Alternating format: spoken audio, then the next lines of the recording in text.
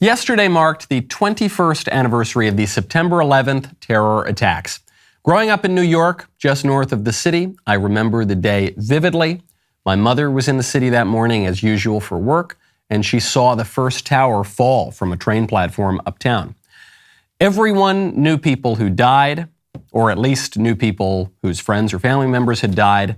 We all knew people who just barely made it out, people who should have been there and weren't there, people who made it out of downtown, even out of the World Trade Center, walking miles and miles to get out of the city, many covered in dust and debris. Some people would talk about it. Most people I know who were there never talk about it. I don't judge either way how people react to this singular event in American history, especially if they had any association with it or were close to it. That's for them to process. There is one reaction to the 9/11 attacks that is unacceptable. That is the absolute lowest of the low, as scummy as it gets. That is to use the anniversary of the attack to score some stupid, cheap political point on your opponents. And so, of course, the libs came out in full force yesterday to do it. Dean Obadallah, he's a talking head on CNN. He tweeted out, quote, "Terrorists are terrorists, be they bin Laden's al-Qaeda or Trump's MAGA. Time to hold Trump accountable." Trump's MAGA, by the way, not just Trump. Trump's MAGA, that is to say, Trump supporters, Trump voters, that is to say, half the country. Half the country, according to this CNN contributor, a pretty mainstream voice, all things considered, Trump supporters, half the country, are the same as al-Qaeda, which is to say that half the country is deserving of death. Now, if it were just some CNN guy mouthing off, that would be one thing. But it wasn't. Hillary Clinton, the former future president of the United States, former first lady, U.S. senator, secretary of state, said basically the same thing. I feel grateful that we were able to come together as a country at that really terrible time. We put aside differences. I wish we could find ways of doing that again. We rebuilt New York. We have done our best to take care of the families that lost so much on that terrible day. And we have also, I think, been reminded about how important it is to try to deal with extremism of any kind, especially when it uses violence to try to achieve political and ideological goals. So I'm one who thinks that there are lessons still to be learned from what happened to us on 9/11 that we should be very aware of during this time in our country and the world's history. She's a little subtler than the CNN guy, but there's no question that she's talking about us. The libs use the phrase extremism as a sort of synonym for conservatism or Republican politics. She's taken many cheap shots at us conservatives. She's insinuated that we're terrible, awful threats to the Republic and that the left shouldn't be civil with us. Now she is obviously comparing us to the 9/11 terrorists. And it wasn't just her. The sitting vice president, Kamala Harris, was asked to compare al-Qaeda to alleged domestic terror threats posed by Trump supporters, and she did. We're at the 21st marking, if you will, of the September 11th attacks. Yeah. This was a foreign terrorist attacking our democracy, Yeah. attacking this country. Yeah. We're now, as a nation, battling a threat from within. Is the threat equal or greater than what we faced after 9/11? That's an interesting question. I have held many elected offices as district attorney, attorney general, senator, now vice president, and there's an oath that we always take, which is to defend and uphold our Constitution against all enemies, foreign and domestic. And we don't compare the two in the oath, but we know they both can exist, and we must defend against it. So as usual, she says nothing explicitly, but by accepting Chuck Todd's premise that conservatives are akin to al-Qaeda terrorists, She's entertaining the comparison. Chuck Todd saying, now we face a real domestic threat, from those nasty, awful right-wingers. And it's kind of the same as al-Qaeda, right? She goes, wow, really interesting question. No, it's not an interesting question. She should have said, Chuck, that's disgusting. I reject the comparison outright. Sure, the Republicans drive me nuts, but they're not the same thing as Osama bin Laden. But you can't do that because the libs view us as the same thing as bin Laden. Not to be outdone, sitting Democrat Senator Mark Warner came right out and said that conservatives, they're not even a comparable threat, they are a greater threat to America than the sort of people who knocked down the Twin Towers. I remember, as most Americans do, where they were on 9/11. I was in the middle of a political campaign, and suddenly the differences with my opponent seemed very small in comparison. And our country came together. And in many ways, we defeated the terrorists because of the resilience of the American public, because of our intelligence community. And we are safer, better prepared. The stunning thing to me is here we are 20 years later, and the attack on the symbol of our democracy was not coming from terrorists, but it came from literally insurgents attacking the Capitol on January 6th. So I believe we are stronger. I believe our intelligence community has performed remarkably. I think the threat of terror has diminished. I think we still have new challenges in terms of state challenges, Russia, and longer term, a technology competition with China. But I do worry about some of the activity in this country where the election deniers, the insurgency that took place on January 6th, that is something I hope we could see, that same kind of unity of spirit. They're calling us terrorists, okay? And it's not just some fringe people.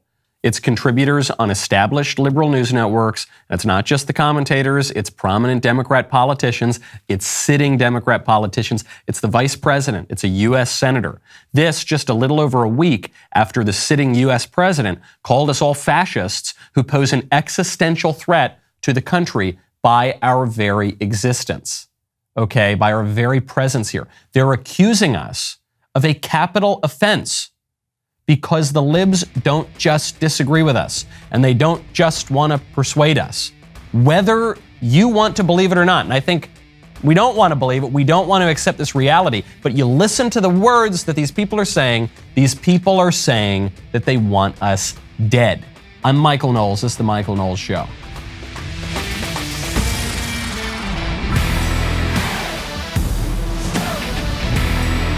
Welcome back to the show. My favorite comment yesterday is from Vinny Durham, who says, I am actually shocked that Michael has never watched Peppa Pig. He would have loved it. I would have loved it. But now they are turning the frickin' pigs gay. They turned the frickin' frogs gay some years ago. Alex Jones observed it. Now they are turning even the British pigs gay. And so much for Peppa Pig. We need an alternative. What can I say? That's what we need, all right? The culture is breaking. When things in your home break, you're going to want to have American Home Shield. Right now, go to ahs.com/Knowles. We could all use some peace of mind when it comes to staying on budget right now. That is why American Home Shield exists. As a member, you know your home, budget, and sanity are covered. They offer a choice of 3 great plans to help cover the cost of repair or replacing parts of major home systems and appliances, no matter their age. If American Home Shield cannot repair the covered item, they will replace it. American Home Shield members get more coverage options and fewer exclusions. From HVAC systems and plumbing to kitchen appliances, their plans help protect parts of up to 23 essential home systems and appliances. You get electronics coverage available for an unlimited number of eligible items such as smartwatches, flat screen TVs, and more. Other options include roof leak repair and pool and spa coverage. Coverage available no matter how old your systems and appliances are. Plus, right now, they are offering an exclusive $50 off for our listeners. Keep your home up and running and budget on track with American Home Shield. Right now, take $50 off their most comprehensive plans ever. Go to ahs.com/Knowles to save $50. ahs.com/Knowles for $50 off any plan. American Home Shield. Be sure with the Shield. Service fees, limitations, and exclusions apply. See plan for details. So to follow the line of argument, the libs are saying that because conservatives objected to some of the changes to the election system, the major changes to the election system right before the 2020 election, we are just like the people who knocked down the Twin Towers and hit the Pentagon. That's what they're saying. The issue that the thing that the conservatives did that they are taking issue with is that we raised any questions about the 2020 election. That makes us election deniers, which makes us insurgents, which makes us terrorists. That's what they're all saying. And then a Democrat congressman, Vicente Gonzalez, at the very same time, in the very same breath, accuses the GOP of stealing elections. And here's his reasoning. Here's his evidence that the GOP stole an election. I reflect the values of our community, but only we can change that. They stole that last election. They spent $3 million to our $250,000, and they campaigned for 2 years, and they still only won by less than 1%. So the way to turn this around is getting out and vote. So folks, thank you for being out here. Let's get everyone excited. Vicente con la gente. Thank you so much. So according to this Democrat congressman, the GOP stole an election. This would be the election of Mayra Flores, who beat Representative Dan Sanchez in a special election. The reason that the Republicans stole it is because they won. That's why. When the Republicans win, that is evidence that they stole it, because the Republicans are never supposed to win, because we have a thriving democracy. And so if one of the two parties ever wins, then that's an attack on our democracy, because by our democracy, they mean a one-party totalitarian system that marches inevitably toward progressive liberalism. That's the argument. Now, you might say, Michael, they're contradicting themselves. They call us terrorists when we raise legitimate questions about elections, and then they raise illegitimate questions about elections and accuse us of stealing things with no evidence whatsoever. Right. It's not about principle. There is no principle here. Okay. It's just about power. And the lesson, the takeaway for conservatives here is to stop entertaining it, to stop trying to meet in the middle and find some conciliatory middle ground and say, actually, the Democrats have a point. Donald Trump really shouldn't talk a certain way. And actually, you have to give it to them. You don't. You don't have to hand it to them. They don't have a point. They expressly don't have a point. They're not really making arguments. They're just wielding power against you, who they consider to be a terrorist. You, who they think are committing a capital offense and by your presence pose an existential threat to the country. You, who they want to kill. They are telling you that in their own words. You do not have to hand it to them. I wish we could communicate better in this country. When you want to communicate with your customers, you got to check out Podium. Right now, go to podium.com/Knowles. A lot of people hate calling a business and would much rather just send a quick message. If you're running a business and the only way to get in touch with you is a phone number, you might be losing people. Podium gives businesses the tools to compete with the convenience offered by bigger businesses or huge companies like Amazon. From healthcare providers to plumbers, over 100,000 businesses are texting with customers through Podium. Customers love the convenience. Businesses love the results. One car dealer sold a $50,000 truck in just 4 text messages. With Podium's all-in-one inbox, you can do even more than just chat. Get more online reviews by sending an easy-to-use link, collect payments fast from anywhere, and send marketing campaigns that actually get a response, all by sending a quick text. See how Podium can grow your business. Watch a demo today at podium.com/Knowles. That's podium.com/Knowles. Podium, let's grow. The libs are so brazen these days, they feel that they don't really need arguments. The mayor of New Orleans really exemplified this. In a way, I do have to hand it to this lady, not for any of the political arguments she's making, but just for her boldness and temerity in making them. The mayor of New Orleans just got caught in a political scandal because she's buying herself very expensive travel. Okay, she's buying herself first-class travel. New Orleans is not the wealthiest city in the world. This woman's supposed to be a public servant. She doesn't need to be flying first class. And so she's asked if she's going to reimburse the difference for the first class tickets. And this woman comes out there, she says, how dare you even raise that question? All expenses incurred doing business on behalf of the city of New Orleans will not be reimbursed to the city of New Orleans. One thing is clear, I do my job, and I will continue to do it with distinction, with dignity and integrity every step of the way. And so that's what I have to say on that.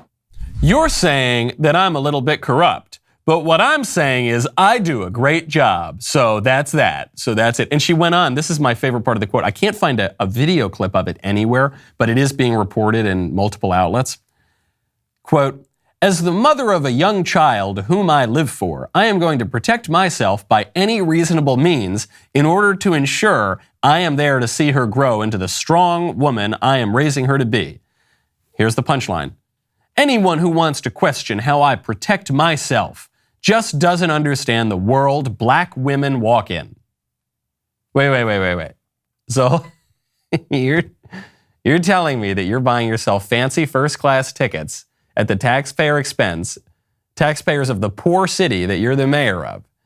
And then when you get called out for it, you're saying it's because you're a black woman and black women can't fly in coach. White men can fly in coach, but black women, you see, it's too dangerous to fly back there with those filthy hoi polloi.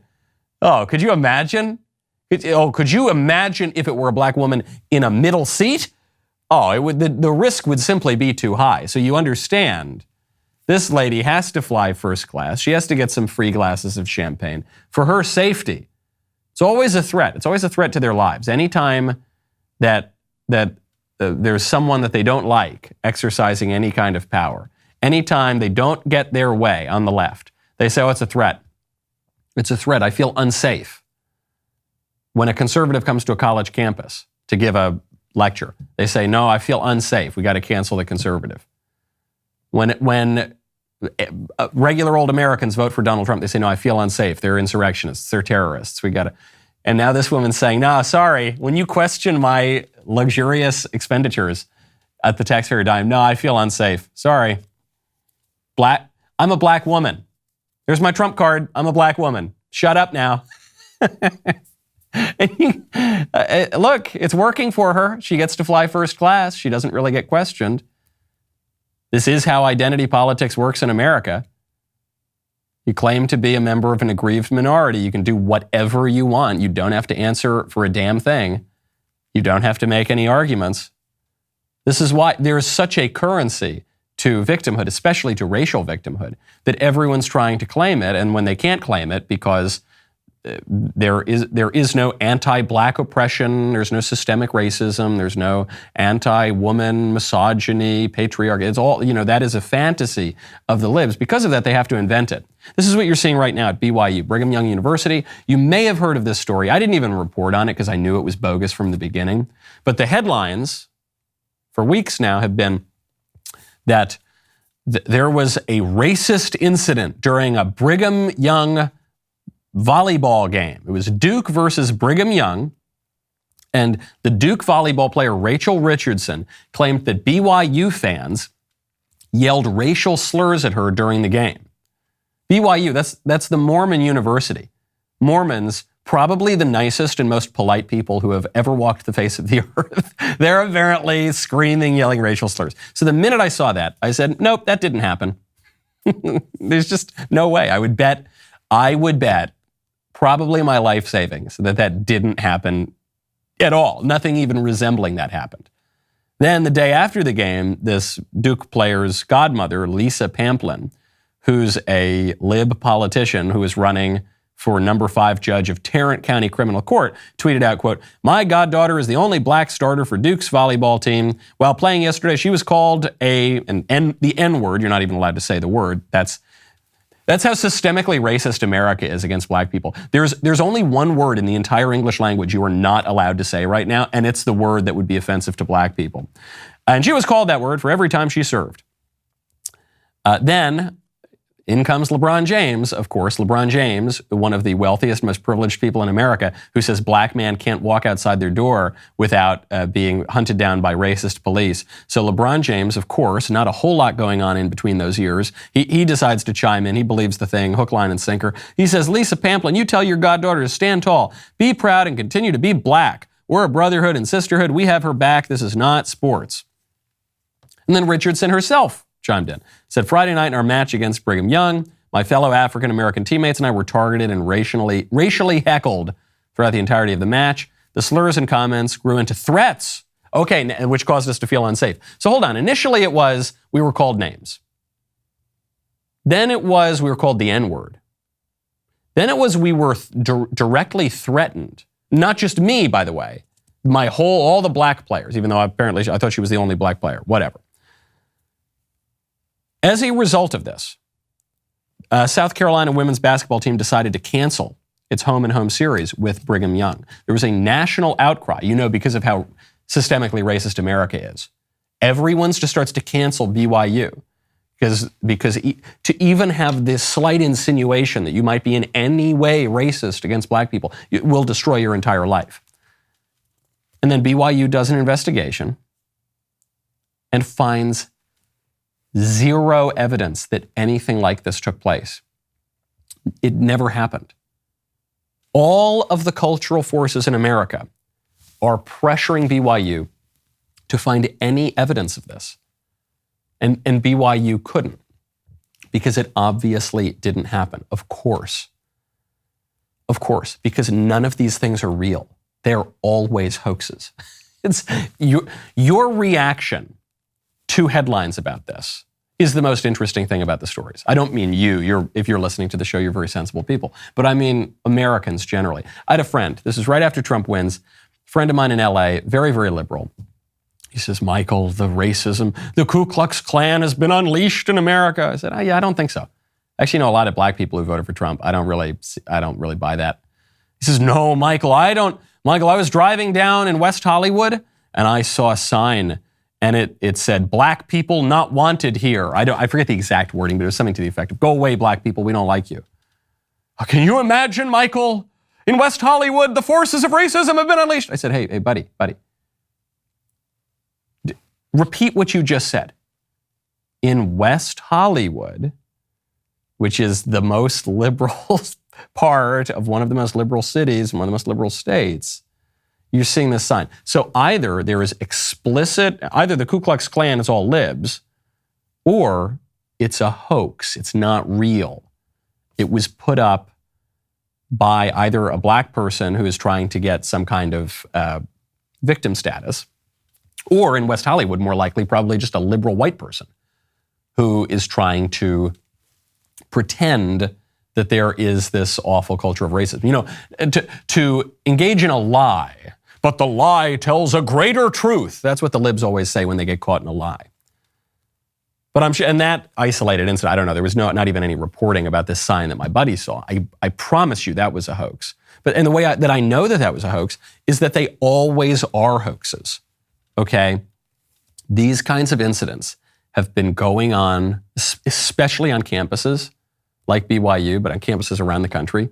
These things have been going on for 50 years now or more, and they have been increasing in frequency constantly over the last 5 or 6 years, really beginning with the Trump administration, because the libs had this narrative to sell that Trump is a big racist and the conservatives are the Ku Klux Klan.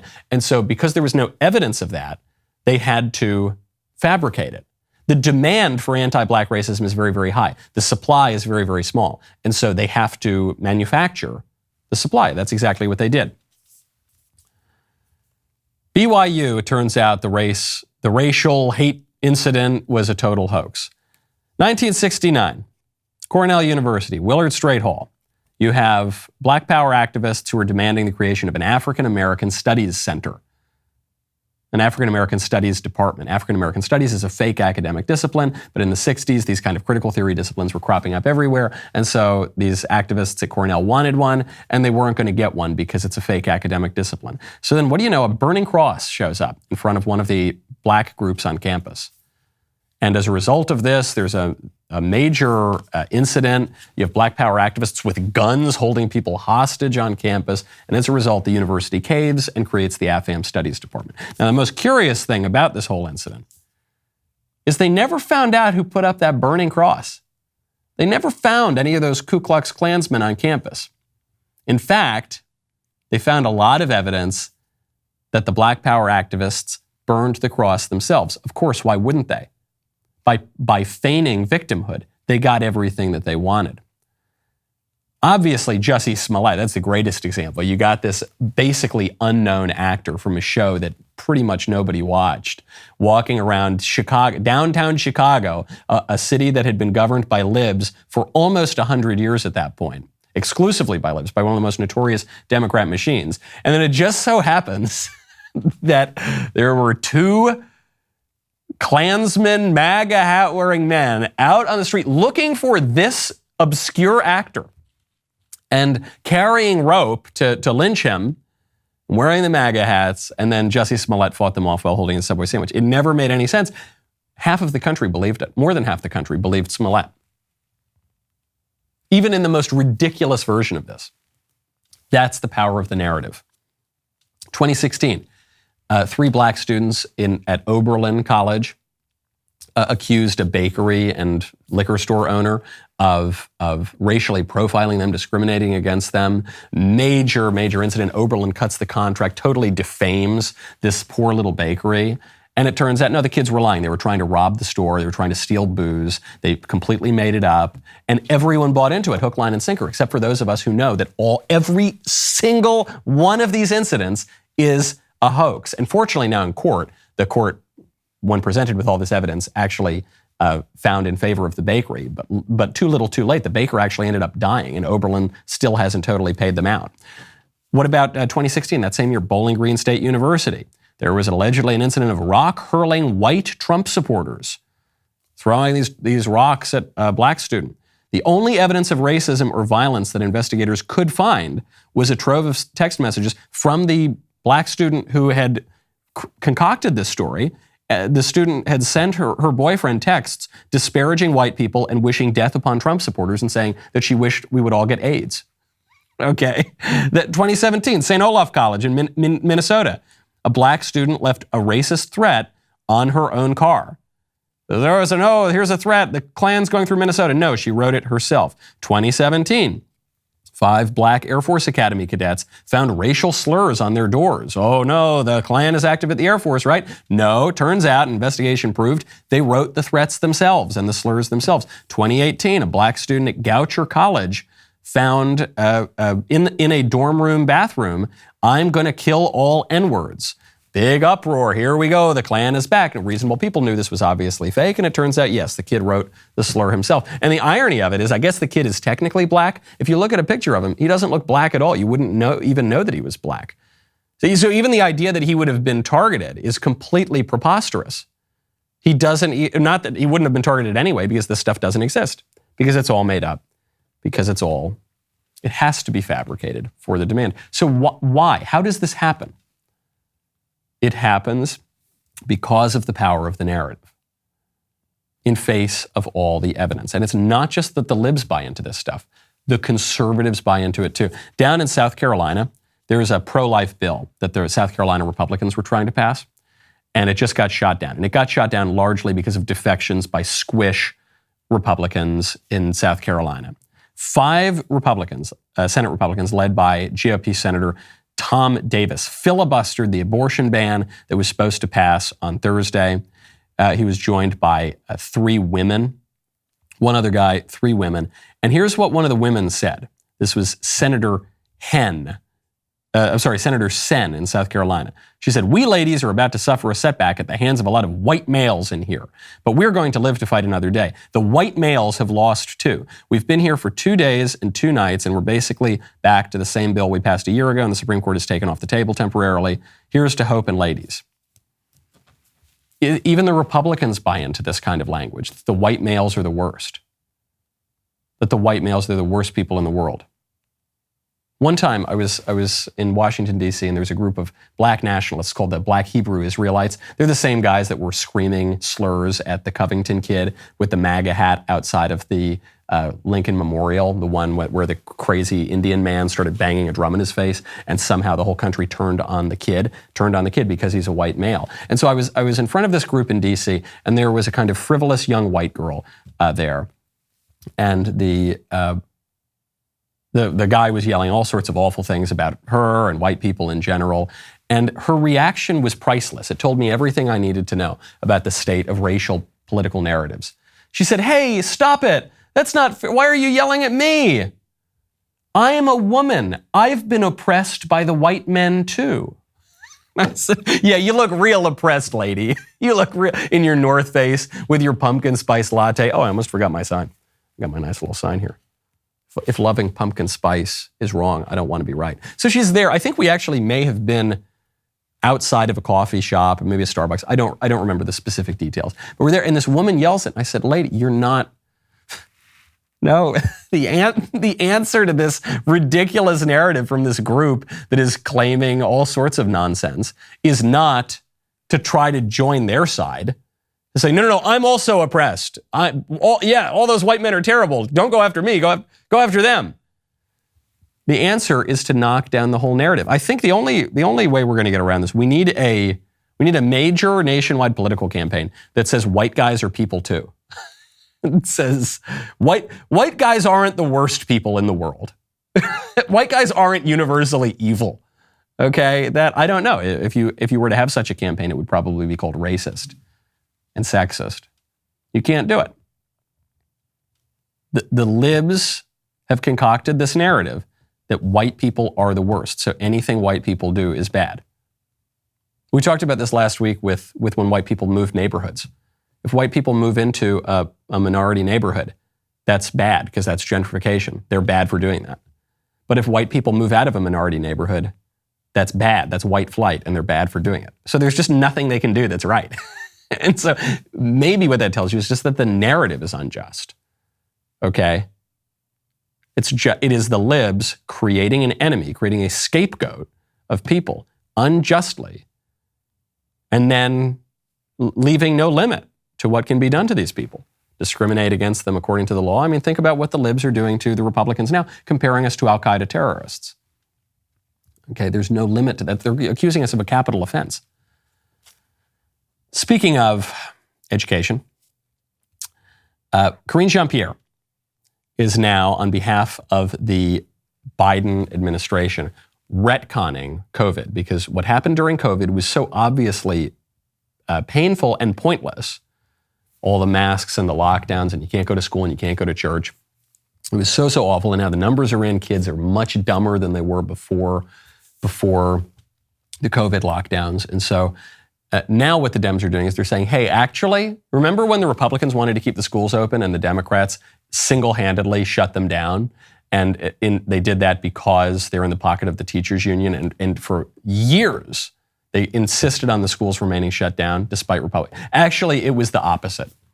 The National Assessment of Educational Progress has this new testing that shows that 9-year-olds lost ground in both math and reading in pretty dramatic ways as a result of the pandemic. What is the president going to do about it? What is the administration going to do about this severe learning loss? And does the administration shoulder any blame for not pushing schools to reopen sooner? So let's step back to where we were not too long ago when this president walked into this administration, how mismanaged the pandemic, the response to the pandemic was, how 47% of schools were, in less than 6 months, our schools went from 46% to open to nearly all of them being open to full time. That was the work of this president. And that was the work of Democrats, in spite of Republicans not voting for the American Rescue Plan. That was the work of Democrats, despite the Republicans. Yeah, no. I know you thought that the Republicans spent the whole time saying, reopen the schools, and the Democrats saying, no, we can't because the teachers don't want to go back to work. But no, it was the opposite. And a lot of people are going to believe it. This is the real advantage of controlling the media and the tech platforms, is they can retcon this stuff almost without any evidence left over. When I've gone back, I've mentioned this on the show before, when I've gone back to find the clips of Dr. Fauci saying, if you take the vaccine, you won't catch COVID, or Biden or Walensky saying the same thing. When I've gone back, because they then obviously contradicted themselves, very often those clips are just gone. You can't find them. I have to go back to my own show and find the clips on because at least I own that material, find those clips, because otherwise they've been scrubbed largely from the internet. That's what they're going to do on COVID. They're going to say all the bad stuff was Republicans, all the good stuff was Democrats, even though it was completely the opposite. We cannot let them do that. If you've been thinking to yourself, it's been a while since we heard from Candace Owens. Have I got news for you? Candace is back from maternity leave in a brand new eponymous DailyWire Plus podcast Candace Owens. See, the first show, Candace. Second show, Candace Owens. She's growing. She's expanding. Maybe she'll have a middle name for the third show. She is going to fearlessly explore the topics the media won't touch and expose the corruption and hypocrisy in news and politics. Best part is, I love this. I've been begging her to do this from the beginning. 5 days a week. So it's not just this once a week thing. We are getting much more Candace Monday through Friday. You will not want to miss her explosive first episode. Premieres today at 3 p.m. Central on DailyWire Plus. Trust me when I say this is huge. Check out Candace Owens' podcast on Apple Podcasts, Spotify, DailyWire Plus, or wherever you listen to podcasts. I know that Republicans complain that the schools were shut down during COVID, and it is bad in terms of children's overall progression, and it was completely needless from the standpoint of medicine and public health. But there are some benefits. Namely, your children were not exposed for some period of time to people like this. I love a bold eye, and I love bold hair, and I love bold glasses, and I love just living loud and proud and out. And like, to me, this is my art. This is like my queer art that I just exist colorfully every day. And I love a bold eye, but here's one place you should not wear a bold eye. You should not wear a bold eye when you're going to hear Mike Curato give a talk about this book, because if you do, then there's a strong chance that you might cry and have like a Tammy Faye Baker moment. Yeah, she goes on and on about this weird, like, kind of porny book that she's promoting. She has a school library. I don't know what bold eye means. Does that mean weird rainbow glasses, like the rainbow hair, or like the rainbow everything? That's a school librarian who is peddling pornography to your children. And the argument that she makes, not even so much in that video, but in some of the writing that she's published, is really profound. She says that queer aesthetic is a form of resistance. So you hear she's talking about her glasses and her hair and her look and her this and this picture book and the images. Not so much the arguments, not even the rights, just the aesthetic is a form of resistance. And she's totally right. And conservatives' answer to this shouldn't just be like, oh, whatever, who cares? Yeah, you want to wear your crazy hair? You look like a crazy person. That's not a big deal. It's really just the rights and the arguments and the law. No, the conservative response to that should be, oh yeah, you're right. We should ban that stuff. At least, I'm not saying we pass a federal law against stupid colored hair. I'm saying that we need to have standards and norms. And in places like schools, we need dress codes. We always had dress codes in places for all of American public life. And then, I don't know, over the last 5 minutes, we've decided that we have a First Amendment right to wear whatever we want in any place we want. That's not true. When you go into certain restaurants, you need to wear a jacket. When you go to school, especially for most of American history, you needed to wear something akin to a uniform. And you couldn't wear dresses that were too short, and you couldn't have your hair in some crazy way, and you couldn't have piercings and tattoos everywhere. There are rules to how to dress, and those can be enforced by institutions. And we should discourage the weird, crazy, queer stuff. She's totally right. Queer aesthetics is a form of resistance, and we should oppose that. It is. Conservatives are really good at talking about the truth. We're really good at saying, no, that's not true. That's false. Boom, debunked, owned, facts and logic. We're really good at that. We're okay at talking about the good. Not all conservatives are. Not all right-wingers. Some people don't want to talk about the good. They say, well, you do you, I'll do me, we'll do whatever we want. That's your good might be my bad, whatever, some nonsense. But generally, conservatives have been historically pretty good at saying, no, there is such a thing as good and bad, and we should be moral and not be vicious. Okay. But conservatives are not so great at talking about that third transcendental of being, beauty. When we're talking about the transcendentals, we're talking about the good, the true, and the beautiful. That's what we're supposed to pursue. The good, the true, and the beautiful. And the beautiful is really important here too. Aesthetics is really important here too. A man who is considered one of the foundational conservative philosophers, Edmund Burke, was an aesthetic philosopher. One of the most prominent conservative philosophers until he died a few years ago, Roger Scruton, was in many ways an aesthetic philosopher. Beauty matters, okay? The way we look matters because we're sensible beings, right? We perceive things about the world and it affects the way that we live. This is why modern architecture is such a big problem. That's why right-wing political movements have taken an issue with modern architecture and modern art, going back to Max Nordau writing the book De Generacion on the unpleasant turn toward ugliness in modern art. And that's a big problem for us.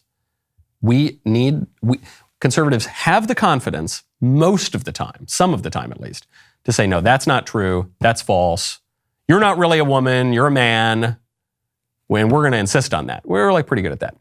And we're okay, but not great at saying, no, this is good and this is bad and we should do the good thing, not the bad thing. We need to get better at that. But we're just abysmal at saying, no, this is beautiful, that's ugly, do the beautiful thing. Donald Trump, it was my favorite executive order he ever signed. It had no teeth, it went nowhere, Biden rescinded it immediately. But it was the Make Federal Buildings Beautiful Again Act.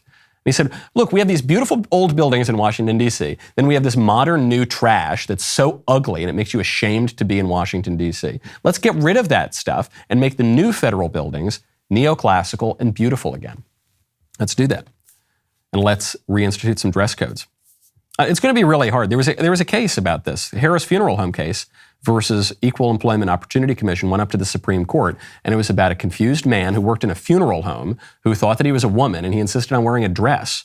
And the owner of the funeral home said, look, man, people are grieving. They're really fragile and vulnerable when they come here, and this is not the place for you to make some bizarre, perverted political statement about how you're really a woman. That's not what these people are here for. It's distracting. It's really, when you're working at a funeral home, it's about the grieving families, okay? And stop making it about you. You can't wear the dress. Put on pants like an adult, like a man, and then when you go home, if you want to go wear drag to some seedy club at night, be my guest, but not while you work here. And the confused man sued, and he won, unfortunately. He won the case, and so now we're not allowed to enforce these things. It's very important for conservatives to dig back in on this issue and just stop ceding the ground here. You think it's a little thing, how we dress, what we wear, what we look like. But it affects it truly affects the way we view the world because it affects everything that we see. Speaking of dumb court decisions, a South Carolina judge has just ruled that capital punishment, specifically by the electric chair or firing squad, is unconstitutional. Now, how's that? This judge, Jocelyn Newman, ruled that this style of executions inflicted cruel and unusual punishment, this nullifying a state law passed last year that forced death row inmates to pick between one of those two methods, with electrocution as the default procedure. So it's obviously not cruel and unusual punishment. It's certainly not unusual, right? That's been a punishment for many, many years, many, many decades, or centuries even, in some cases. And so a firing squad, imagine how far back that goes. So it's obviously not unusual, and I don't think it's cruel. In fact, I think those are some of the more humane ways to be executed.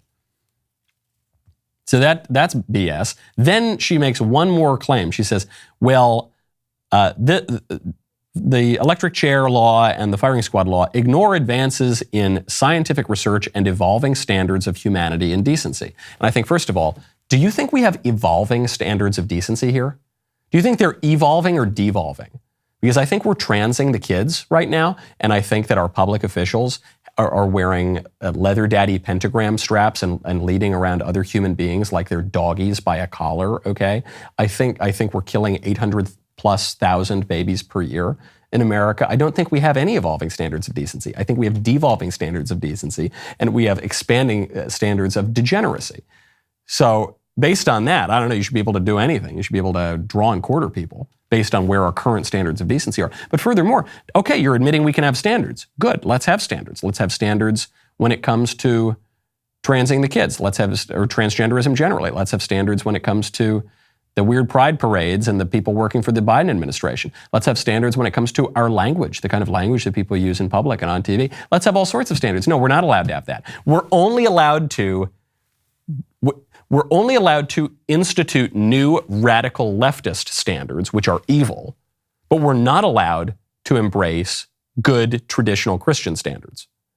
It's just a completely rigged game. There's no argument here whatsoever. There's no principle here. It gets right back to what we were talking about at the top of the show. It's just power, okay? It's just, yeah, you question election, yeah, you're a terrorist. Get ready. We're going to bring the firing squad to you. But, oh, yeah, a mass murderer was sentenced to death by firing squad? No, yeah, that's, sorry. Evolving standards of decency. We need to let that guy out on the street. He's probably a Democrat voter. You question the election, you're a terrorist. I question the election, I'm defending our democracy. That's how it works. That's how it works, okay? And so we can either pull our hair out and say, where's the argument? You guys aren't being consistent. You're being hypocrites. Yeah, they know they're being hypocrites. They don't care. They don't care, okay? The conclusion for us is we need to get power, and we need to wield that power. And there's nothing anti-conservative about that, and there's nothing anti-American about it. There's nothing fascistic. The word fascism doesn't mean anything. It's like the word racism. It's just a word that they throw at us that has no meaning. It has been defined down into nothing. So just ignore it. Let it slide off you like water off of wax, okay? Evolving standards of decency. It's insane.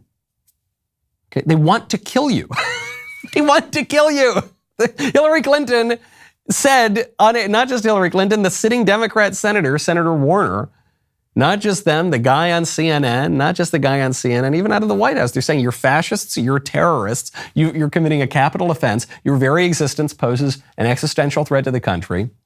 They're saying they want to kill you, okay? And we're here arguing over, well, actually, do you think that the statute really in the spirit of the law allows us to get rid of drag queens to air? Give me a break. Wield some power. Grow a spine. Good grief. We're allowed to grow all sorts of other appendages these days in the transgender culture. How about we grow a spine? That would be nice. Maybe a couple other appendages too would be good. The rest of the show is continuing now. You do not want to miss it. If you're not a member, click on that link in the description and join us. This is Music Monday, baby. We are going to be listening to a new song that the producers have picked out. I will give you my expert artistic analysis. You know that I'm hippity-hoppity. You know I'm cool with the jive. I'm Wonder Mike. I've come to say hello to the black, the white, the red, and the brown, the purple, and yellow. But first, you got to head on over to that member block. We will be right there.